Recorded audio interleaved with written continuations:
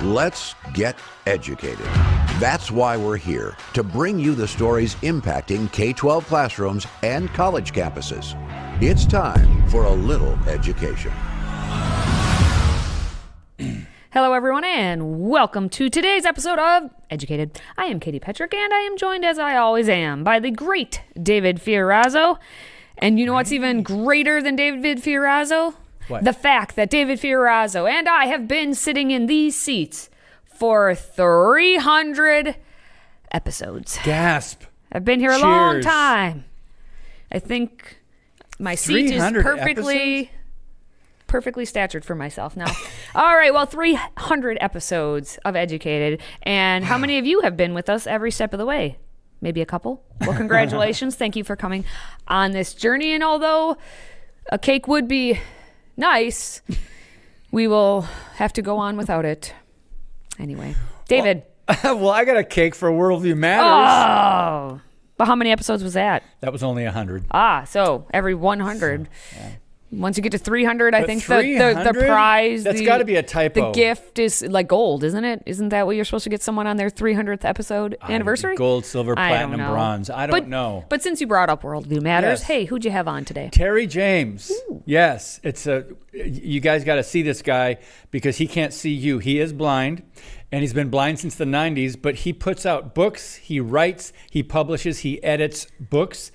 An amazing man of God, and he's with raptureready.com. And we talked about his book, Hereafter. What does the Bible teach about heaven and about what we can expect, what we hope for in the future? It's a fascinating interview with Terry James today. Worldviewmatters.tv if you want to subscribe to our weekly email. Thank you. Well, excellent. Well, hey, we're going to go over to the potato state. Maybe we should have gotten some potatoes for our 300th episode. Idaho is bringing back common sense, and we're all in favor of that around here. Common sense, what is that? Not so common. Well, as a new law is protecting teachers from being forced to call boys girls and girls boys in the classroom, yes, common sense has been restored, apparently, in Idaho. David? What do we know about the Idaho? Well, thank you, Governor Brad Little. Thank you for signing HB 538 into law. And, let's just go to the headline. Idaho enacts new protections for teachers who don't play the pronoun game. And all the right people are upset. Watch the video. We'll be right back and talk about it. The bill does a few things. First, it would prohibit any government entity like public school systems from telling an employee to acknowledge someone else's preferred name or gender pronouns when it doesn't match their biological sex assigned at birth, without written permission from a parent. This does not prohibit pronouns and titles in schools or anywhere else. It just means it's no longer mandatory. It's not going to be compelled or bullied. That's Representative Ted Hill from Eagle, who introduced the bill. He argues this is a First Amendment issue, that people feel, in his words, bullied into using someone's preferred pronouns. I talked with a parent in the Boise School District who would be impacted by this upcoming law, telling me legislation like this is, quote, completely unnecessary, and that the bill aims to solve a problem for teachers specifically that doesn't exist. Representative Lauren Nekachea from Boise voted against the bill. She says using preferred pronouns is about respect. We expect our publicly funded employees to adhere to a certain standard of respect and decency, and we expect them to refrain from being unkind, uncivil, or discriminatory, whether it's to the public or to their coworkers. Respectfully addressing people the way they're asking to be addressed is no different. The bill also allows for lawsuits if any entity breaks the law. So if a district does force a teacher to use a student's preferred names and pronouns, the teacher could sue. Your thoughts? How can you argue against this? Well, she just did. I know. She just is attempting to. It's just disrespectful, But it's Katie. disrespectful. Then I compel you to call me, sister in Christ, Katie. That's my pronoun or something, like you can't be called whatever you want to be called whenever you want to be called it because you at that moment want to be called it. It's not reality. That's chaos. You cannot live in that sort of a world. Well, isn't it Marxism too, in a way, where you are the oppressed class and you've got to be, and by the way, they're saying it's bullying to not play the pronoun game. Let's switch the word bully and compel. And that's what that's all this is doing. So the teachers that in their good conscience know that it's a lie to look at Katie and say, you're a boy, you're a man, because you're deciding today that you're going to identify. Yes. That's a lie. It's not true. And I, in good conscience, can't do it, of course, because I'm a Christian, but also just it's biology. But they are compelling. It's a form of bullying. So the very thing that they're trying to do, they're accusing others of doing. Does that make sense? And that's one of the tactics. What that is, yeah, shifting. I was just going to say that's one of the tactics. You change the language to make it sound like you want it to be, and you confuse the people because you're looking in a mirror and you're the one confused. So you're just looking right back at yourself. This is the game they play. They try and make it seem like you're the crazy person for showing the truth. And that's just a tactic they've always used and changed the language, and they change the way everyone has to think about what they're saying and doing now. And to say this is about health or respect or safety. Is there? Katie, it's about diversity, equity, and inclusion. Yes, those terms sound great. It's to say it's about safety. It's about, they're making you on the surface think, oh yes, that's what it is. But these terms are not how they are actually, like the terms being used, the definitions don't match. Their definitions, the true definitions match, but their definitions do not match the terms they are using. Well, let's talk about the ACLU, the Anti-Christian Lawyers Union, the American Civil Liberties Union of Idaho. They claimed the human cost of the law is devastating. Quote, transgender people live in and call Idaho home. By creating exclusionary public work and school environments, the state is subjecting them to predictable and dire harm. Ooh. Imagine the dramatic music with the special effects in the background. So Planned Parenthood chimed in, Katie. I don't know what they have to do with pronouns. Planned Parenthood said that Governor Little should be ashamed. Ashamed. For supporting HB 538 and HB 421, a bill that would change the legal definition of sex in Idaho to an individual's biological sex, either male or female. The audacity. How dare you? Anytime Planned Parenthood chimes in on the harm of one's life, well, we know they know their worldview. At least Margaret Sanger, and their founder, and their worldview is population control. Yep. Limit life in the womb. That's prohibit their PC. More babies. Population control. So, what's their interest in transgenderism and pronouns, Katie? It's all about can you spell it out for the audience? No, because we don't have the time to spell it out. We have to move on. But I would spell it out. Continue watching us. It's a cliffhanger. It's a cliffhanger. We are 300 episodes in, but there's more to come because we will talk about it every episode. But we have to shift just ever so slightly. Okay. Shift to pretty much the same thing. So we can basically continue. Okay. This is an crimedy story, in my words. I read this story and I said, crimedy. What does that mean? I can't say curse words, so goodness gracious. Blah, blah, blah, blah. A non-binary writer said that broad-based restrictions of males in female athletic competitions were likely unfair because scientific literature has not yet proven that men have athletic advantages over women at all times. Crimedy. Yes, this writer's comment was prompted recently when the National Association of Intercollegiate Athletics, which is the NAIA, recently voted to ban transgender athletes from competing in sports against the opposite sex. A little late, but they're in the game now. Yeah. A little late to the game there. See the reference there? A little late to the pitch. You're a little late getting on the field, on the track. We get the idea. All the sports references. Anyway, it was a 20-0 vote, which tells you something. That's interesting. Unanimous. It was a shutout. Wow. That was a crushing defeat. What? How many sports references do you want me to put in here? All right. The 20-0 vote limited participating in female sports to those who were born female. Wow. Slam dunk. That was a home run. Between the uprights. It was nice. Yes. The NAIA also ruled that athletes who are on hormone therapy as part of gender transitioning may also not compete in those competitions. Now, Katie Barnes, who claims to be non-binary and uses the terms they, them, there, pronouns, more pronoun talk, There's appeared two. on CNN's Jake Tapper with Jake Tapper. It's The Lead with Jake Tapper to discuss this recent rule change. Let's just take a little look-see.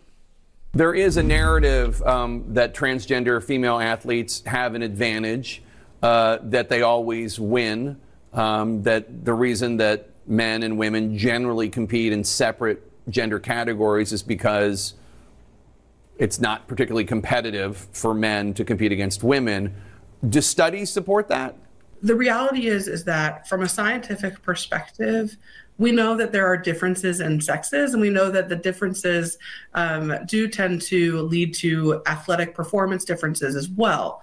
However, when we look at broad-based restriction at all levels of sport, it's very challenging to say that scientifically that is supported in all cases, meaning that something that might be appropriate for swimming does not necessarily apply to basketball when it comes to individual sports versus team sports, as well as level of competition.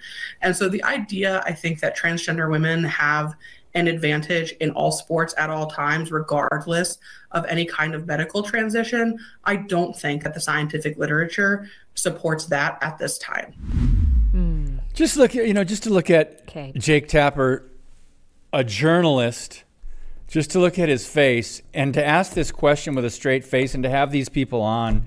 Our southern border is in chaos. There are wars brewing around the planet. Our economy's going in the tank. We've got a major presidential election coming up. We've got, a lot of problems in this country. And this is what we're talking about. Friends, this is not by design. It's a smokescreen. And so back to what the topic is. I don't know, Katie, Petrick, we've done 300 episodes? How many 300. different ways can we say this? Let's just remove, just for a second, the biblical worldview that we adhere to, that there is a God. He created the heavens and the earth by his great power and outstretched arm. Nothing is impossible for him. He created them male and female, and then he created, established marriage, family, society, civil government, but God created them. So let's just remove that, set that aside just for a moment. Science and biology, how many different ways can we say this? There are differences. I think, what did I read about the differences? There are athletic advantages that men have over women at all times. There's what's that, transvantage? There are transvantages in sports. And look at the very bottom. According to studies that are published by the National Institutes of Health, like NIH. Even the NIH? Even the NIH has said this. They're in boys, biological males versus biological females. Biological females have a smaller lung capacity, lower oxygen levels, less bone density. And then they are going up against biological males who have a muscle mass that is twice as much. They're 19% stronger. They have more activity in the brain linked to your spatial awareness. And in sports, you need some spatial awareness. They have these smaller angles between their knees and their quads and their forearms and their biceps. So you can have greater force exertion. They have longer bones. They have more space for muscle. Okay. What does that mean in terms of sports, though? It means everything. It means that when you have a male taking a volleyball and spiking it across the net and hitting a girl in the head and knocking her unconscious and then having concussions, and that actual female is not only physically traumatized, emotionally, mentally traumatized, and doesn't get to come back and play sports anymore. Oh, wait, did this actually happen? Oh, it did happen. I'm not even talking hypotheticals. True story. She just Women are missing out in the physical arena, that is the sports, which then when you bring the boys in, they take away actual opportunities for said females. Not only in, there are financial consequences to this. There are academic consequences to this, because this can affect their academic scholarships. Yeah. That's, again, financial. But the mental, the emotional, the actual, female is affected by allowing these boys to come in and pretend to be females so that they can feel better about themselves because they aren't physically capable on the male side to compete. So instead, let's just come and trounce on the women. And I'm a female saying this, that guess what? Men are, by and large, better at sports, more physically capable than women. True story. Let women play against women. That's all I'm saying. Yeah. How did we get here? Remove God and anything goes.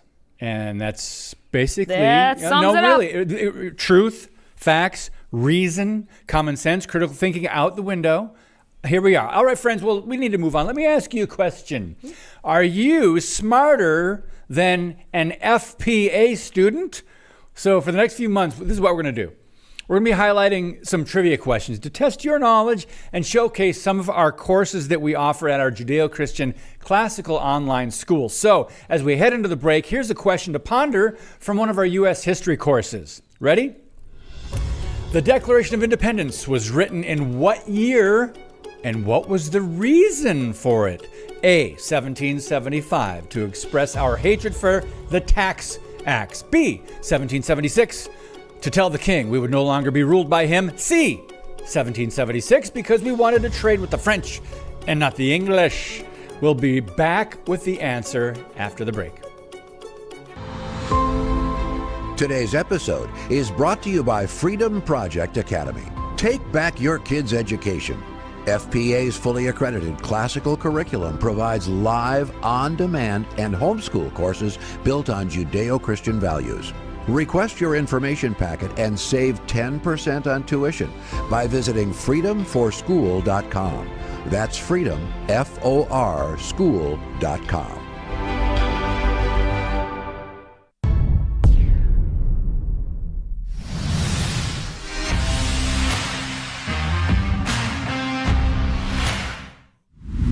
And we're back. Now, before the break, we asked you if you were smarter than a student at Freedom Project Academy. Let's review. The question was, the Declaration of Independence was written in what year, and what was the main reason? Are you ready? David, do you have it? You mean the answer? The answer is... D, all of the above. No, I'm kidding. I got B, as in boy, 1776, to tell the king we no longer would be ruled by him. Oh, yes. Now, for more information on the live, anytime, homeschool and summer school courses offered at Freedom Project Academy, visit freedomforschool.com. That's freedom, F-O-R.com. Well. Are you smarter than an FPA student, or? No. Well, then, hey, no, if you're because not, I went to public school, so. Ooh, then you're going to like this next story. And by like, I mean really you're not going to like it, because we are dumbing down everything. Like what? Board games. Board games now. We have to dumb the board games. It's not because we're so B-O-R-E-D board games. It's because we are just D-U-M-B board games. So, we're going down the tubes. Now our board games are getting more inclusive because I guess we are just too dumb to understand them as they are. So Scrabble is owned by Mattel. It announced a major change since debuting 75 years ago. Let's take a look at what these said changes are to our beloved Scrabble. Scrabble is dumbing itself down for the woke. The board game is getting updated to be more inclusive and less competitive. So instead of competing, players collaborate, games are shorter, there are clue cards, and a no more scoring option, so no one's feelings gets hurt. Right now, it's only available in Europe.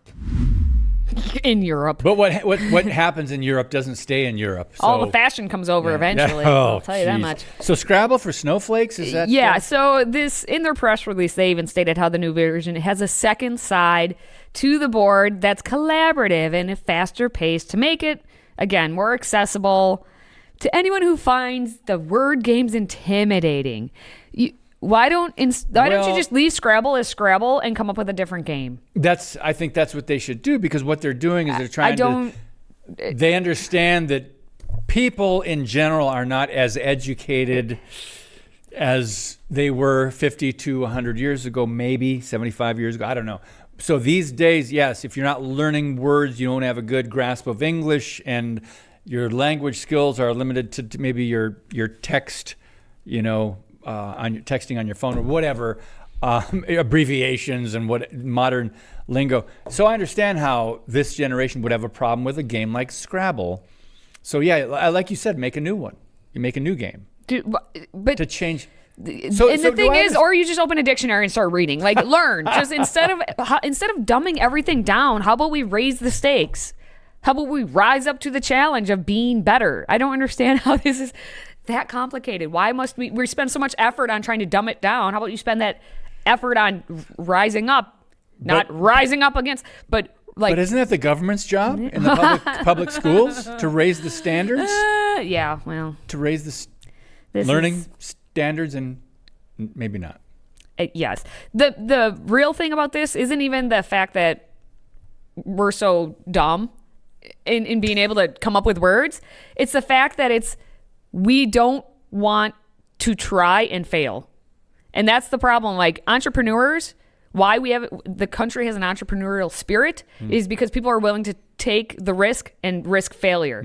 These people don't want to even risk failure in not knowing a word. So instead, the gameplay is more accessible for anyone who finds word games more intimidating. It's teamwork. And I get teamwork does make the dream work. I believe in that.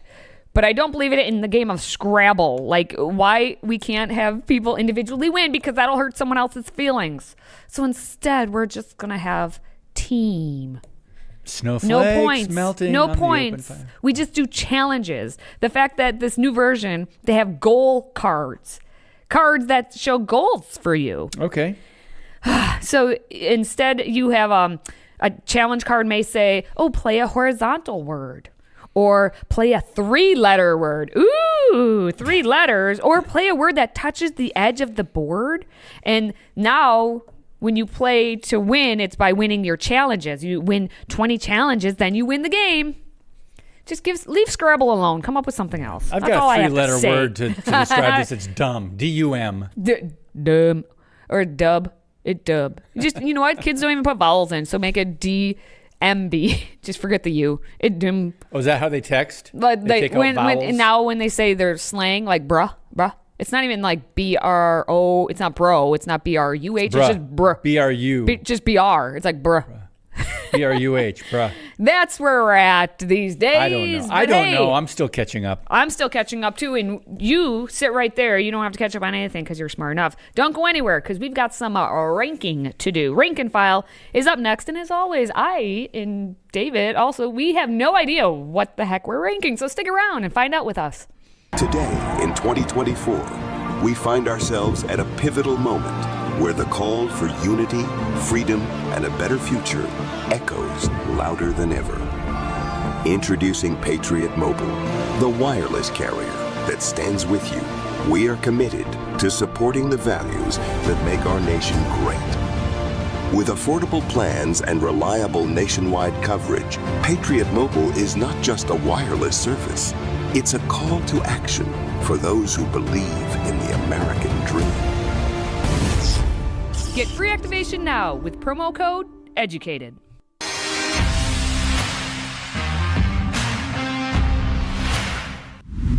All right, it's that special time of the week where we get to rank and file. So our producer, Michael, has picked 5 things for us to rank that neither David nor myself have seen. I'm starting with a trivia question. Okay. For you. What's the busiest day of the year for ordering pizza? Easter, Mother's Day, Halloween, Christmas, Thanksgiving. The answer's in there. Okay, pizza. Halloween. No way. Yahweh. All right. Pizza? So in the spirit, apparently, of pizza restaurants, we're going to rank and file 5 national pizza joints. Okay. Or chains, they would be. I can do this. Little Caesars Pizza.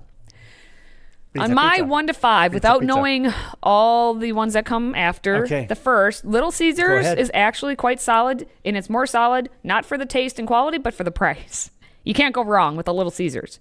And I have no idea what other ones we're putting on here, so my Little Caesars is actually going number 2. Because mostly for the price. 4. You're ranking at 4. Okay. Papa Murphy's Take and Bake, you know?